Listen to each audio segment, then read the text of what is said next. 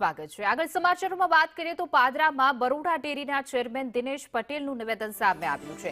જાહેર મંચ પરથી કહ્યું કે ક્યાં ખૂણામાં દારૂ નથી મળતો, ગુજરાતના ક્યાં ખૂણામાં દારૂ નથી મળતો જેવા સવાલ ઉઠાવ્યા છે। દારૂ ડ્રગ્સનો વ્યસન દૂર કરવામાં સાધુ સંતોને અપીલ કરી છે।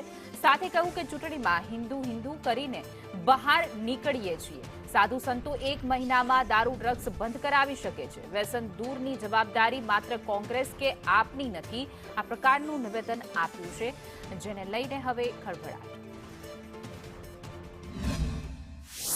હિન્દુ ધર્મના સંતો મહંતોને બધાને વિનંતી કરું છું કે ચૂંટણી આવે ત્યારે આપણે બધા હિન્દુ હિન્દુ કરીને નીકળીએ, આભાર।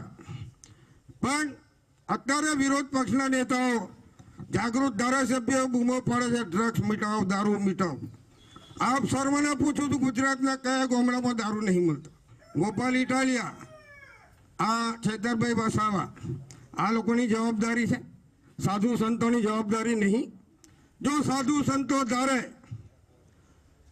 તો 1 મહિનામાં આ બધું કંટ્રોલ કરે।